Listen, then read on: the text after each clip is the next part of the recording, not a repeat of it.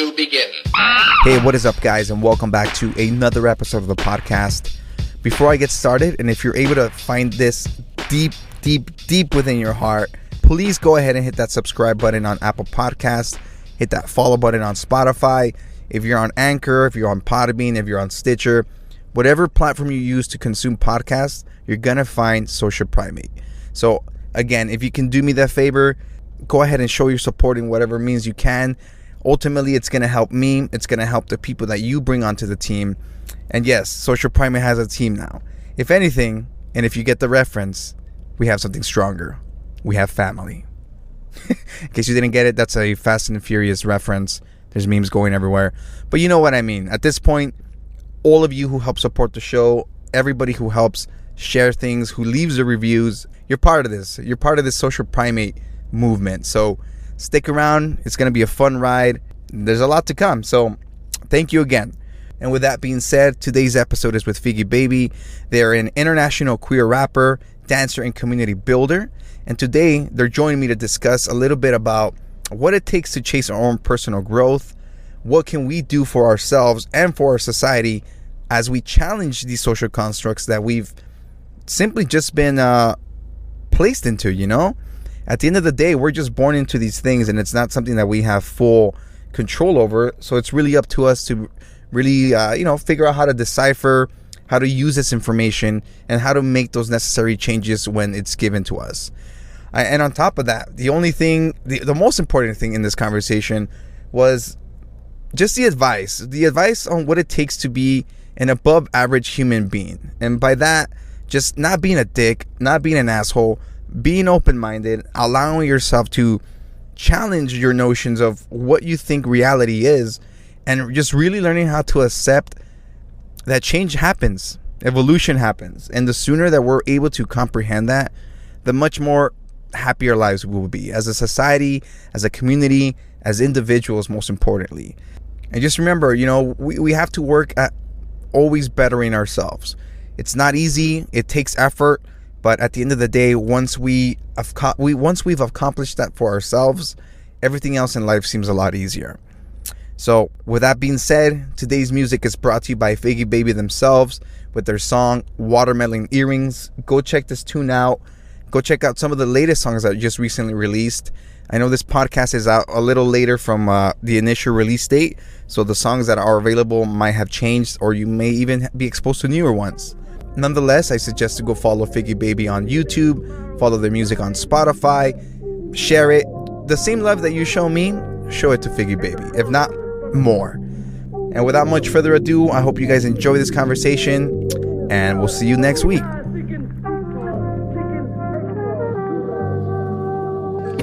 Don't jump to conclusions with bad knees. I've wrapped a pack of wolves, staring daggers into a litter of cat squeaks. It's always funny how the skill command the same respect y'all didn't have last week.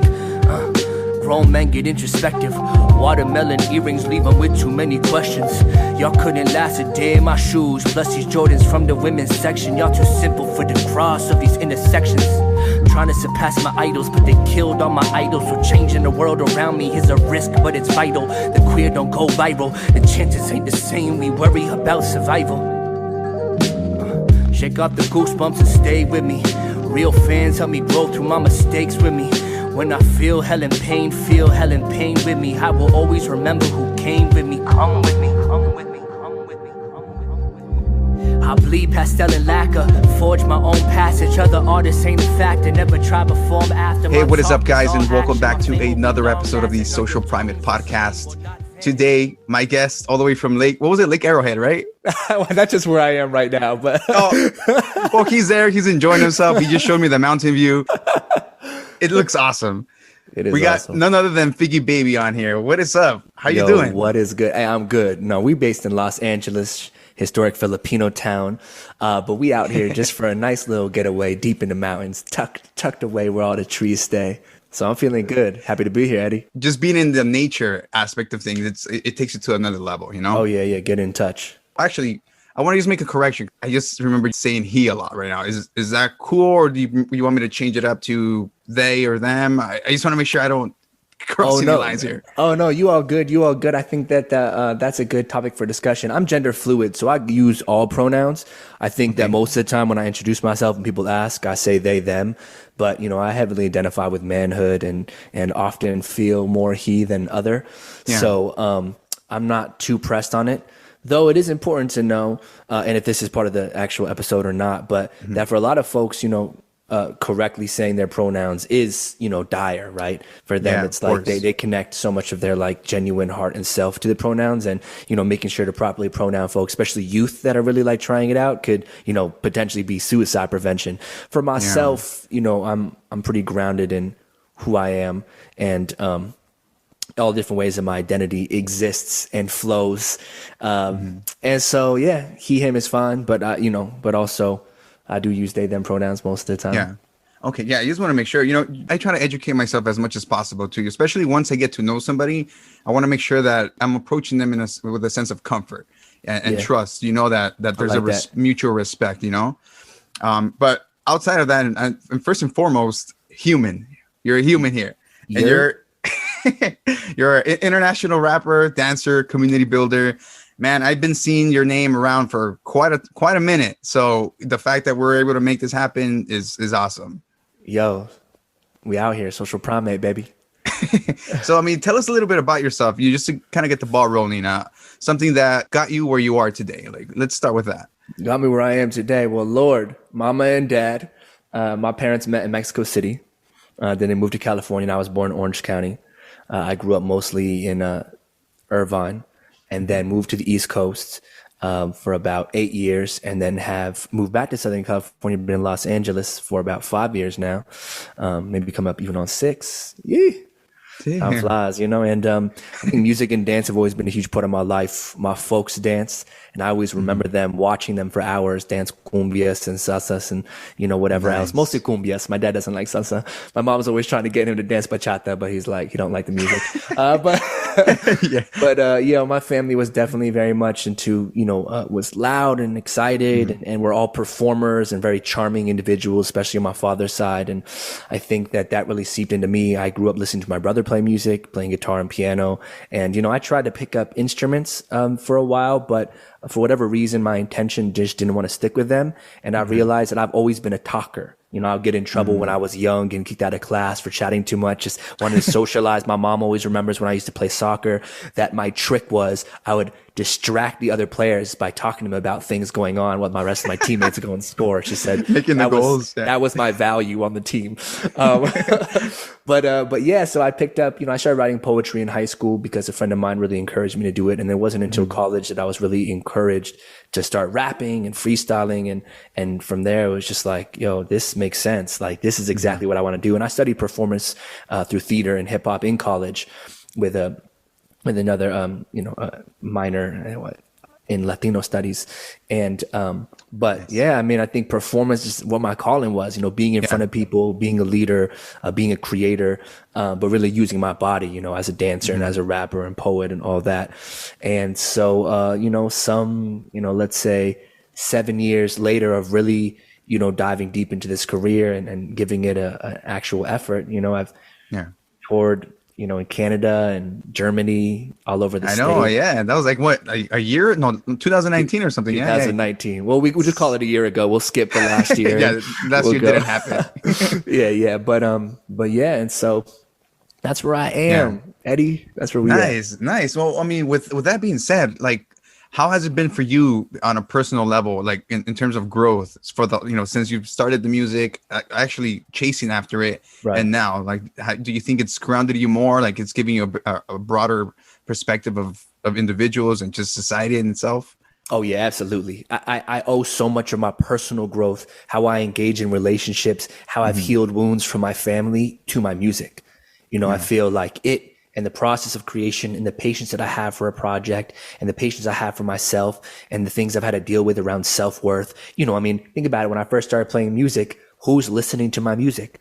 Yeah, right. Especially because I wasn't that good when you start, because you aren't very good when you start. You only get better and better, and so you have some homies that are listening to you just out of pity or just because you're the homie. But I mean, like, to be honest, going through the process of being a creator and being brave enough to put music out publicly and hear people's feedback and see who's resonating and see who's not, it's a really great way to build yourself up. Yeah, of course. Yeah, and I think just in terms of building writing as less so part of my career, but also part of my human experience, like journaling or just being able to put down my stories, or like I even said, a lot of my music covers things, traumas, experiences that I had when I was a kid.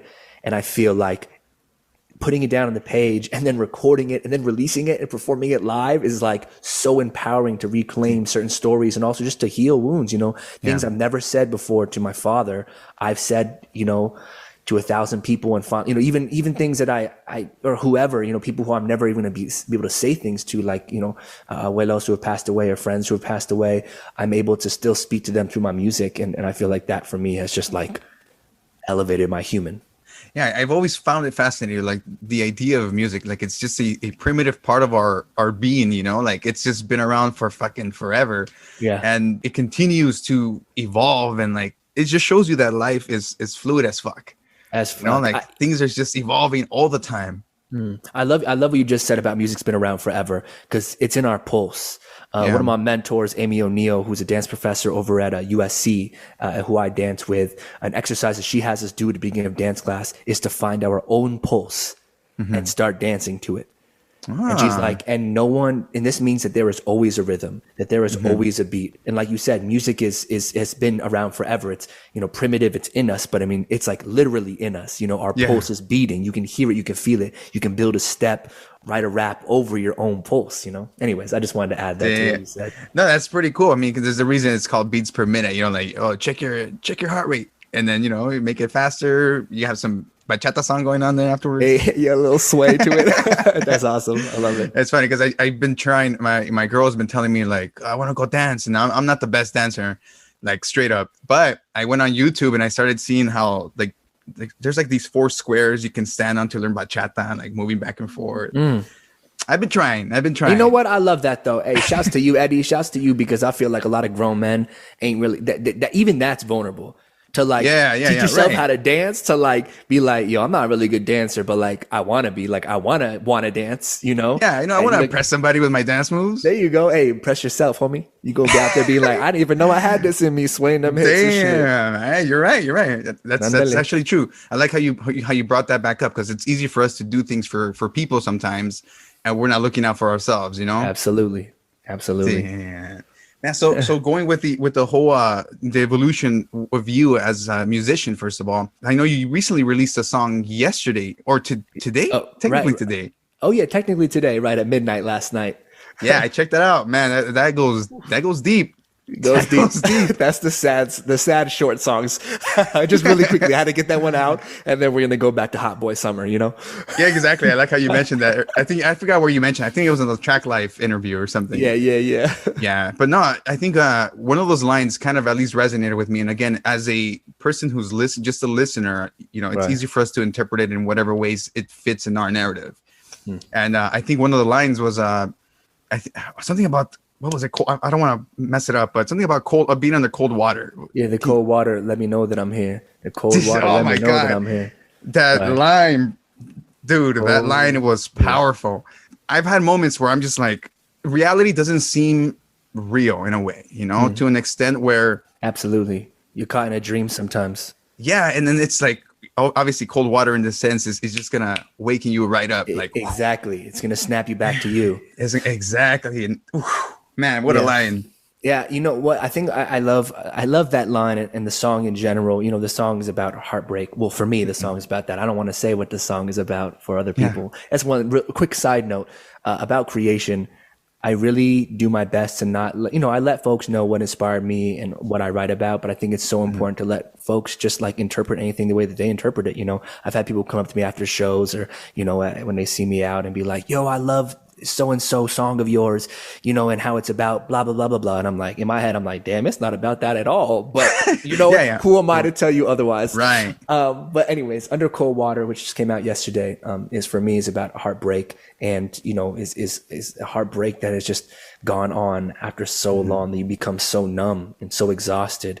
And so, you know, in this exhaustion, in this numbness, having this cold water, right? Something to just like bring you back. And I remember jumping into the ocean when it was freezing. And I promise you that I was feeling no heartbreak then. I was feeling no pain. I was just like, nothing was happening except that moment, the ultimate presence, because the coldness was so jarring that it just shocked me back into this exact moment, right, in my body. Yeah. And I feel like that's important to have sometimes, right? To, like you kind of said, to snap yourself back. Yeah, no, again, because it's easy for us to just go on our day-to-day basis and, you know, I don't want to bring the whole idea of ego into this, but to an extent it is there, you know, and for the most part, until we have a clash with somebody that lets us know like, oh shit, I need to put myself in check, or this person needs to be put in check again, consciously, not like a physical, I'm not gonna suck you up. Yeah, right. I mean, you know, sometimes, right? No, every tool in the arsenal. But I hear you. But I hear you though, right? And that moment is the cold water. Is that what I'm understanding? That's like this, you know, this when someone checks you, or just kind of like an experience happens that brings you back to yourself. That's the cold water. You know, let you know that you here, that you really alive, that rhythmic heartbeat is pumping, you know.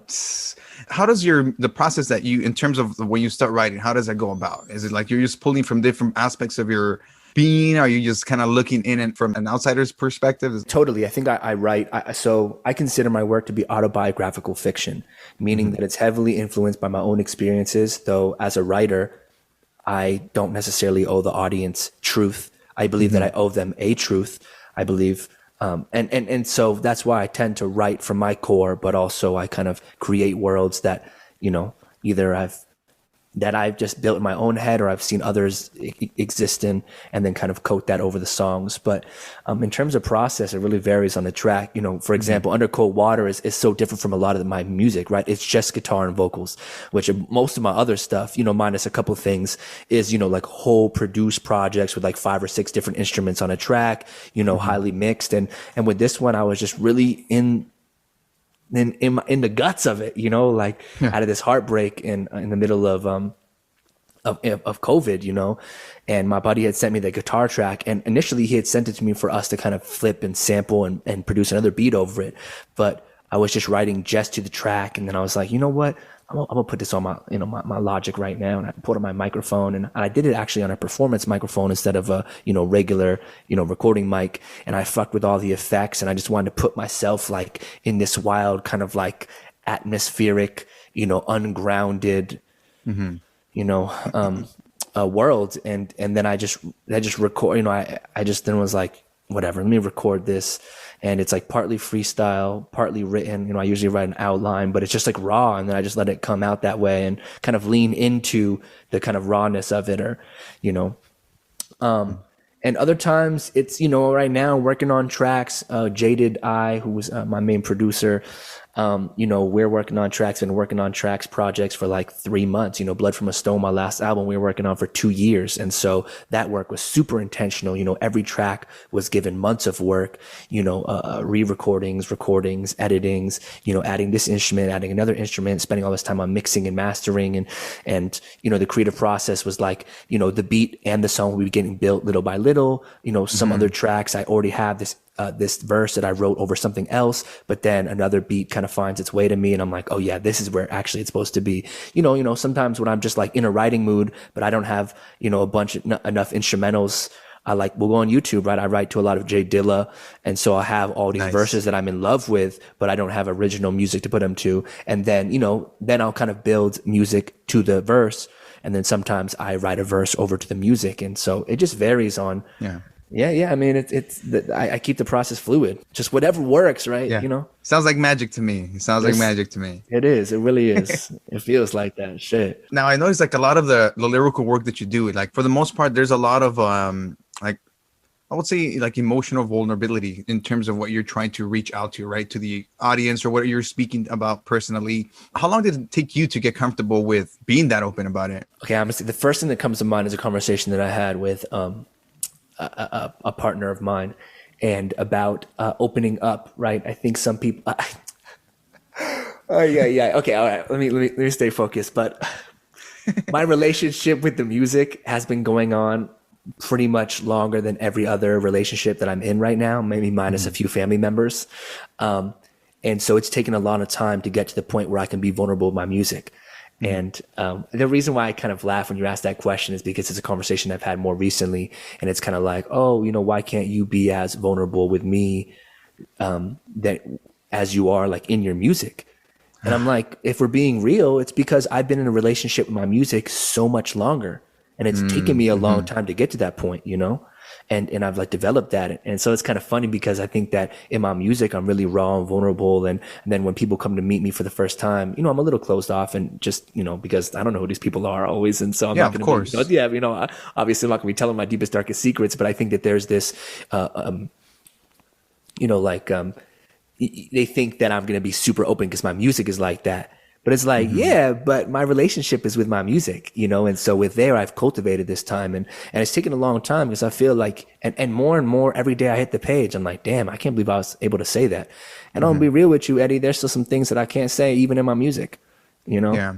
And I've like written around it and I've tried and I just can't put it down, because it's scary. And I hope that I can one day and maybe I just won't, but yeah, it definitely takes work. And little by little, as I write every day for the last, almost a decade now, then I'm becoming more and more comfortable with the page and then becoming more and more comfortable with the mic and the stage as well, No, and it shows. There's definitely, like you mentioned earlier, it's like when you start something off, like I remember when I first started this podcast, I went back to the first episode a few months ago and I was like, dude, like, what was I like?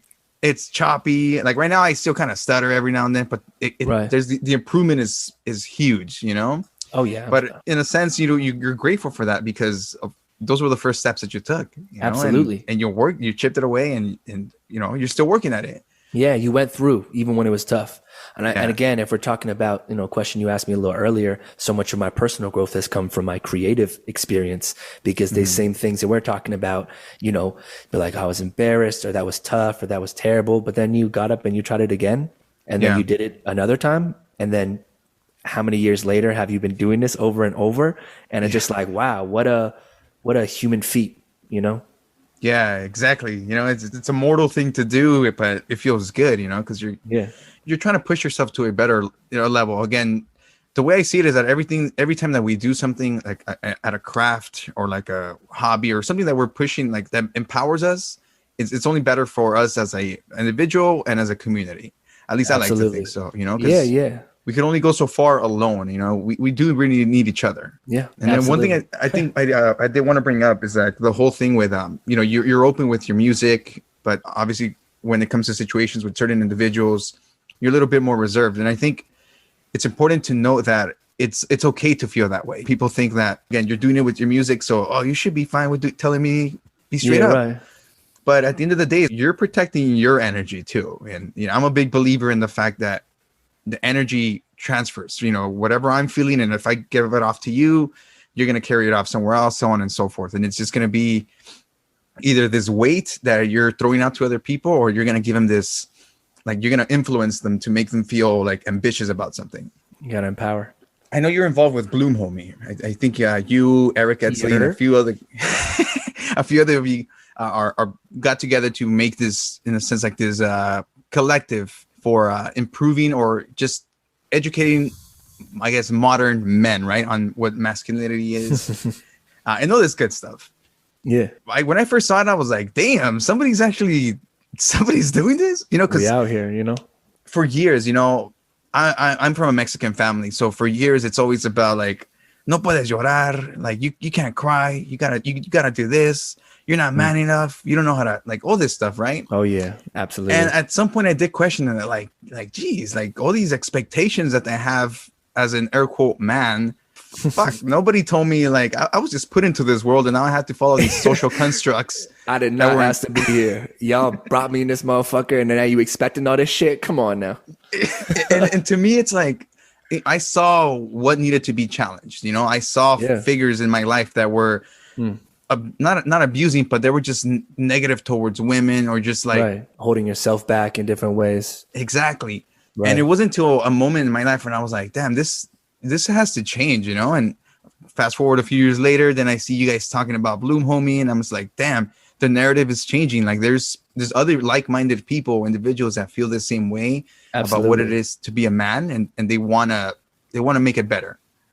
Yeah, and one thing you said, which I think I really want to highlight, is you just kind of looked around. You're like, this is not working for me. You know, what are the things that you felt like you need to challenge for yourself? And that's where we need to start. And that's where I started as well. You know, I think that taking it from a selfish perspective is actually probably going to bring the most value, because, you know, I think that there's a misconception that the reason why we're trying to reimagine manhood or masculinity is solely for the sake of women. You know, I have a sister, I have a mother. It's like, yes, and you have yourself, homie, right? How are you holding yourself back? How is your limited range of emotion not allowing you to be as human as you can, to reach your potential, your inability to reflect, to cry, to let go, allow you to wake up the next day twice as strong to really handle and thrive? And I think for me, that was what I was seeing. You know, obviously it was coming out of the Me Too movement, and I was like, wow, there is just endless, infinite hurt by the hands of men. And you know, hurt to ourselves and others. And I got to look around, and I basically, what happened was I found maybe like 4 or 5 other men who I felt were already having these conversations or dealing with this as well. Eric Etzley being one of them. And I was like, yo, come over to the crib. Let's talk about this shit. So they would just start in my apartment about 3 years ago now, maybe a little bit more. And then it grew. You know, we break bread, we have a meal, we just kick it, and we just have different conversations. You know, we talk about relationships, we talk about, you know, the system that's been doing this, our relation, you know, fathers. You know, even that kind of that first time, you know, one of the questions I remember being posed in one of those first meetings was, you remember the first time someone told you not to cry, right? And then that just like, woof, open up the floodgates. No pun intended. And then from there, when COVID hit, we immediately moved to online, and we meet every single week. We have not missed. There's only been 1 week the entire pandemic that we have not met. And now, since it's online, it's open to everybody. I got people from all over the country: Arkansas, New York, Delaware, Chicago. I even had someone from Germany hit me up, but they wanted to do it mad early, and I was like, yeah, we can't do that. But yeah, and then of course there's the Instagram page. You know, Bloom Homie came out of that meeting group, and we wanted to be like, dang, find this online presence to really press this new norm, right? How do we continue to empower ourselves and empower others with the work we're doing? And then we got Bloom Homie, and so you know, shout out to Rudy, you know, shout out to Frank, shout out to Eric. Yeah, I mean, props honestly to all of you, because, you know, I'm a father. My kid's about to turn 9 next month. Oh, that's so dope. Yeah, thanks, man. And Congrats. man, raising him it's been crazy. And the reason why is because I was born into this society that says that men should act certain ways. At some point, I started questioning it, like, what it meant, like, why can I cry? Why can I express myself? Somebody's listening to this and they're like, man, this guy's a weenie. It's like, no, like, bro, you cry. Like, everybody cries, you know? Right. It's the literally fact that, science. It's biology. Yeah, you're going to get tear ducts out of there at some point. But with that being said, now with my kid, there's certain things where he does, and I try to be conscious about it and catch myself. It's like he falls or he's hurt or he's feeling down about himself. And I catch myself, like, if I'm being honest, I can't catch myself sometimes and telling him like, you don't need to cry about that, like all this stuff. And then later on, I'm like, dude, I took the wrong turn on that, you know, like, yeah. I try to be conscious, you know, as much as possible when I'm doing it in the moment. But there is those times that it just slips out, and I step back and I'm like, damn, like, what is it that I'm trying to, in a sense, preach to myself, but I'm not doing it to my own, you know, offspring. No, absolutely. And, you know, congratulations on, well, first of all, on your child turning 9. That's awesome. I mean, you should just be, like, damn, that's wild. You've been literally, you know, if we want to go back to the regular theme of creation, that's something that you created and now are learning so much from to develop your own human through that experience. And so that's wild, first of all. Second of all, yo, you catching yourself, like we all do that. Healing is endless. healing, there is no end point. And so like you just, even in those moments when you're about to say something or do say something and you're like, oh dang, next time I'm not going to say that, or next time I'm going to find a better way to phrase that. Like that's the work right there. I think people think that it's this huge, wild, like untouchable activism that you're like changing, you're speaking in front of this thousands of people, but like Eddie, that's the fucking work. Those moments. You know, and it takes a lot of work. It takes a lot of effort, you know, absolutely. With the whole thing, like I mentioned earlier, when it comes down to meeting somebody, you know, where I'm currently working, I come across a lot of different people. Right. You know, and it's from the beginning, without me knowing this person, you know, I'm always trying to go ahead and present myself in the most respectful manner as I can as a person, you know, because that's the way I carry my integrity and myself as a being. But of course, you know, not everybody's going to match that energy that you have, or that oh yeah, mental process. So it's hard to, you know, sometimes it's hard to keep your cool, you know, just with different the patience levels be tested all the time. But again, I think it's like you catching yourself and trying to improve, because if I keep catching myself and I'm not fixing the issue, then I'm just an asshole, you know. That just makes me wrong. Yeah, I know it's hard, because I think we daily have to forgive ourselves and others just constantly, you know, and just meet people where they are. And also, like you touched on earlier, you know, your energy is important. You got to protect your energy. Sometimes you got to walk away. Sometimes you just got to be like, you know what, you draining me. And I forgive you. I know you're going through your own thing, but like that don't mean I need to be around you, which is tough, right? And especially when sometimes you can't help but be around people for whatever reasons, be it family or, you said work, you know, people are just coming up between, that's something you have to deal with. And then that pace just, you know, just got to thug it out. And one of the reasons I wanted to bring up the whole like Bloom Homie thing is because a few months, I would say probably like a year ago, I was part of this like Instagram podcast group chat, right? There was a bunch of podcasts that were trying to like work with each other, help support the content. And I approached the group and I was like, hey, like, are you, any of you guys, it was a predominantly a male podcast chat room. And I went and I asked them, I was like, hey, are any of you open to having a discussion about what toxic masculinity is, and like how, you know, what we can do to change it, right? As men. Right. And their response was like, man, I don't believe in that shit. Fuck that shit. Like, I'm old school. And I was like, damn, like, to me, like the fact that they're not allowing themselves to have this discussion, even a discussion. You wasn't, you weren't like, can you get on this podcast and tell me if, and it's like, I'm not even trying to get you to, again, be provocative or make you feel a certain type of way, get you angry. It's more like, hey, let's really talk about this. Like one-on-one, like what is really going on? Where does this stem from within you? And how can we approach it differently? Yeah. It's happening right there. Yeah. You know? And they immediately shut it down. And I was like, okay, I didn't touch it again. I eventually removed myself from that group. But again, it's just the fact that, and if I may add, they are like older gentlemen. They're like from the 80s or something, you know? So in a sense, you can kind of understand, why there's that resistance there. But again, I would like to think that as I grow older, I continue to allow myself the ability to just be, open, just open to new ideas. Absolutely the goal. I want to be limitless constantly, I don't want to be looking at younger generations and being like, I don't get it. I hate that shit. I don't like I'm a millennial, and I don't even like it when millennials do it to Generation X, where like, I don't get all these dances. I don't get this slang. Come on now. Really, you gonna sound like the boomers did to us? You gonna do that same shit? Don't be divisive. Take a moment. See this as youth culture. See there's value in that. Try to get to it, but don't shit on it. I don't know.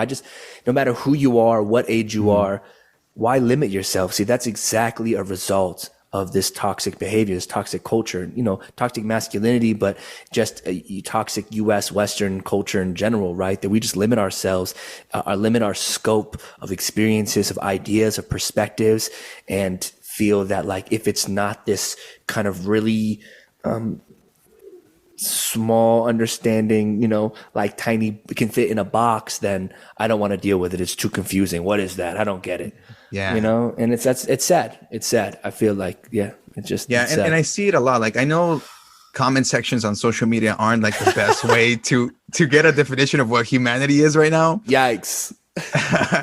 But you get a glimpse, like you get a glimpse of what people can be when they don't have any consequences or anything associated with the way that they're acting towards somebody else, you know. And a lot of the things I've seen when I see like certain articles or stories or anything that are related to somebody that's considered like gender fluid or just like outside of the normal like male and female scope, they're immediately the first ones to be like, well, I'm not gonna conform to their language because I shouldn't have to change. It's like, okay, shut your dumb ass up. But do you realize, like, again, like as humans, we're forever changing. The fact that we're denying a certain aspect of the spectrum and deny it just because it doesn't make us feel comfortable is like, dude, what? Yo, change is the only lasting truth. Yeah. Evolution is in our DNA, you know? That, I mean, just to kind of like what you said, like adaptation is literally what humans are. Yeah. Like that is what continue doing. And so it's like scary to be like, wow. And we're just like all of a sudden being like, no, I don't want to. I don't want to understand. You know what? And you know, my thing is like, I get it. People don't have time always to educate themselves on every new terminology and patriarchal masculinity, toxic masculinity. That's all good. We don't need to use all those big words that you don't get. That's all cool. Just let people do what they want to do then. You get that? That's a simple ass understanding of humanity, right? Just let people do what they want. Are they hurting you? Oh, your morals? Oh, what are your morals based on? People I think people want to say that they're moral or they have a set of values, but what they have is a set of rules, is what they have. They have a set of rules, and rules are finite. Values are adaptable, and values are deep understandings of you know, love and empathy and adaptation and change. And rules are, I will not, you know, like this is how I understand gender, man, woman. And value is that I care for people in my community and people around me, and I'm going to do what I can in order to make me and them safe and thrive. And so if that's your value, then you'll take this new perspective of thinking about, you know, people's new identities and be like, oh, will this do that for them? Does that fit into my values? Bet, handle, I ain't tripping no more. I love how you put that. You were able to, it doesn't sound like you're apologizing for anybody. You're just acknowledging the fact that, again, the values and who you are as a and who you think you are as an individual. Right. And again, it's easier for us to, when we don't feel comfortable, when we feel like the rug is pulled from under our feet, we start panicking, you know, that's just us like, oh, this is changing. I don't feel comfortable. And then next thing you know, you're just a hateful. You a hater and you a buster. You a motherfucking buster. I haven't heard that one before. I know. But that's how they being busters. So yeah. And again, just to reiterate on what you just mentioned, it's like going back to the whole work thing. Like I've had people come up to me and sometimes I'll be like, hey, can I? Oh, hey man, or hey sir, hi ma'am, how can I help you? And then there's times where I've been called out, like, hey, I don't identify as a madam, you know. And I'm like, oh, okay. Like now I know that next time you come in, I'll be like, oh, I know this person associates this way. I'm going to do my part as a person, as a respectable person, to be like, hey, I'm going to address you the way you want to be addressed. And to be honest, you know, as someone who identifies as gender queer and fluid and all that shit, there's also work on my end. I understand what the reality of the world is, that I do not always live in these progressive little bubbles, that people are going to misgender me and misgender people all the time, right? And so my patience for that is high, because I'm like, I get it. Why would you know? You know, this is a pretty new conversation happening, especially on a large scale. And so I also have patience around me for the people who are also making mistakes, right? And my issue isn't off of the first mistake, but it's the kind of obvious, intentional, you know, mistakes after, right? That no, I'm like you said earlier, no, I'm not going to learn. But for folks like you just said, oh, bet, all right, cool, heard, and now I know. That's all. That's all you need to say. We're all good now. And, you know, and then on the other side, I think, you know, for you and for all of us, there are small things that we can do, you know, really just like building our language, right? Like, I love y'all, you know, I love y'all. I love like, what's good people, you know, folk, you know. Yeah, right. Like homie is gender neutral. Yeah, you just broaden it. Yeah. Fool is gender neutral. In Southern California, dude is gender neutral, you know. bruv with a V. I know some people might not think this, but I like symbols. I hope people use this as a glossary, like the keywords, you know. No, but it makes sense. Again, like if you're coming from either side, like you want to approach it in a sense where, okay, this person doesn't know how I feel about being called certain things, so I'm gonna try to educate them in a way where they don't feel like I'm being aggressive. Because the way I like to think about it is like when something gets pushed on you, like it could be anything, religion, certain music, or whatever it is, you're gonna find a way to kind of like pull back from it and kind of like, make some space between it. You're like, that's not for me. But again, it depends on how it's being approached to you initially. So if somebody's coming at me like, hey man, you can't be calling me dude, you can't be calling me ma'am, I'll be like, oh, I didn't even know, then I feel like at that point, the way that it was approached should be worked on. Just like how I put my part to be like, hey, okay, I'm going to correct myself. I'm going to learn from this, and I'm going to make sure that, again, next time you come in, I can make sure to embrace you the way that you feel the most comfortable. Yeah, there's always work on both sides. There is always responsibility for everyone involved in a given situation, right? And I do think that for folks that are, on your side of things in those interactions as well, that there, I don't want to, quantize how much patience or who should have more patience for who, but, thinking about like communities that are more, like you misgendering them is, potentially a bigger deal than them getting angry with you for misgendering them. Right. Of course. Yeah. And not to say that again, like I just want to yes and what you said. But there's always responsibility on both sides. And I think that we need to hold ourselves down, right? Also for yourself to be like, okay, even the moment that they're getting angry at me, it's like, you know what? I know that's not a personal attack because they also don't know me, and I'm going to do better next time. And I also can have them, I don't know, just like the sight to be like, oh, they probably get misgendered all the time. People probably, their whole family probably doesn't do this right. And they're probably dealing with this, and they just kind of project it onto me. And more to be like, damn, you asshole, don't yell at me, I didn't know. It could be like, a little bit of that. And then, but mostly being like, dang, I'm sorry. Like, I'm sorry that this is a response you have because of how much you've been hurt before. Right. And if we want to tie it back to thinking about, the conversation around reimagining manhood and masculinity, I think of, men is trash, men are trash. Like folks that say men are trash or men, it's like go around and they hashtag it or whatever, put it on shirts. And I know a lot of men who hate that. It's just like, like it's such a terrible thing. And like, it just irks them so much. And they're like, well, if you want to be respected, and this is sexist back and all that. And you know what? Like, I'm definitely not going around saying that because I want to empower my homies to feel like that they're not trash. Right. At the same time, I recognize where that hurt's coming from, and so I'm not going to take it personally. Damn, yeah. You're like another. Yeah. You just at the end of the day, for all of this shit, for whatever it is that's going on, is ever changing, adapting world, is you have to get yourself to have a core groundedness in who you are, and knowing that most of the time, that when people get upset, that it's actually about them and not about you.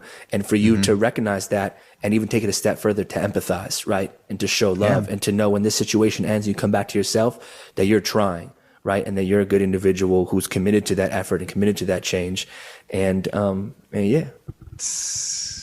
Man, I couldn't have said it any better.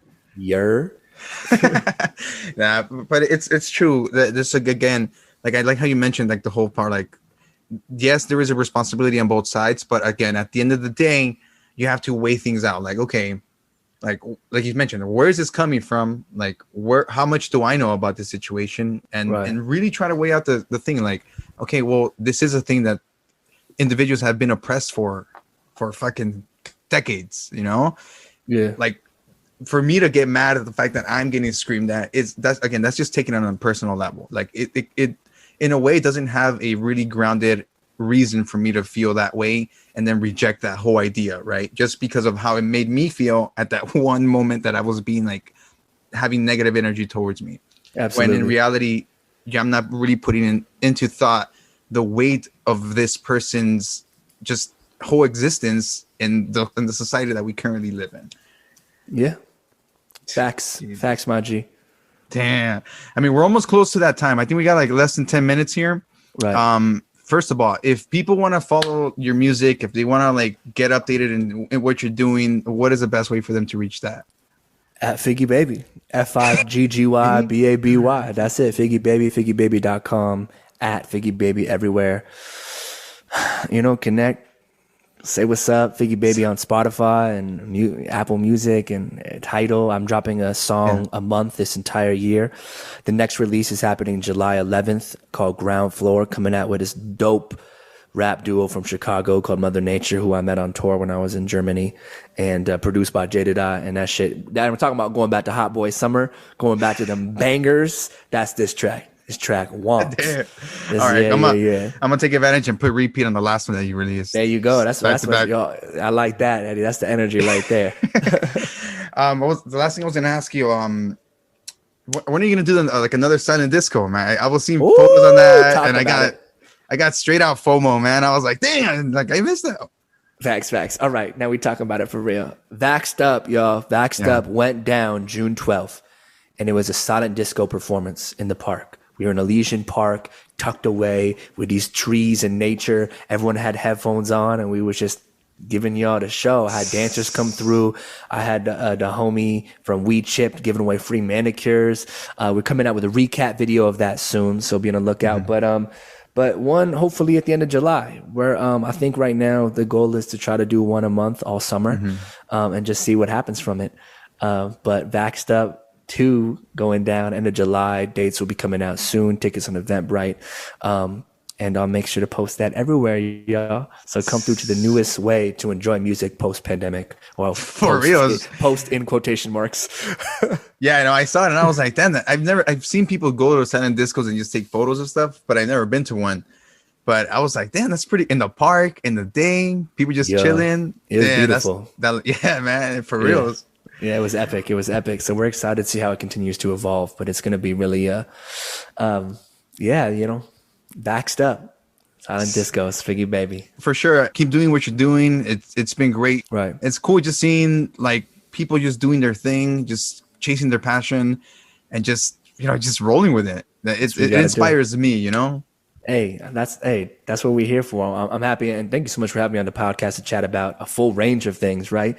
Which is really at the bottom line what it's all about, having that full range, and being limitless, being boundless in what brings you joy, in chasing dreams, in pursuing fulfillment, in eating good food, drinking crisp water, telling people I love you, receiving that love, and just range, baby. That's what it's all about. That's why we're here, Eddie. Thank you for having me. Yeah, of course. And that was Figgy Baby right there. Thank you so much for coming out. Yeah. All right, well, enjoy the rest of your night. Have some fun. Get into that lake. Yo, I'm about to get into this jacuzzi that's downstairs. Oh my God. I'm gonna get into the shower. I'm sweating in here. All right, G. You have a good night, bro. Till next time. We'll catch you later. Everybody else, have a good night. Peace.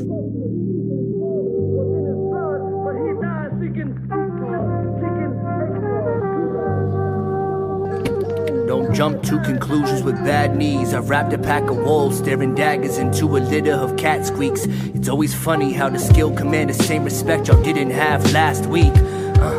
Grown men get introspective. Watermelon earrings leave them with too many questions.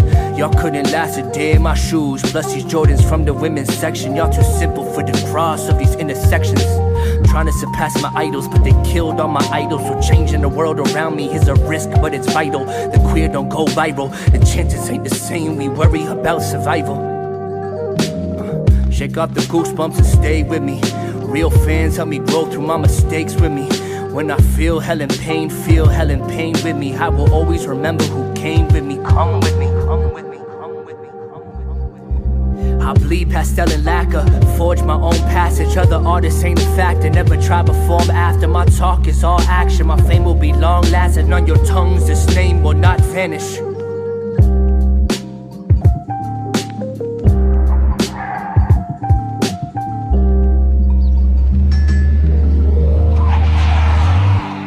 Always tell you when I'm scared, too smart to dodge the fear. I'll never run, I will only dance with these spirits. Which one has come to spill quiver in these lyrics? The secret's not to bury but embrace.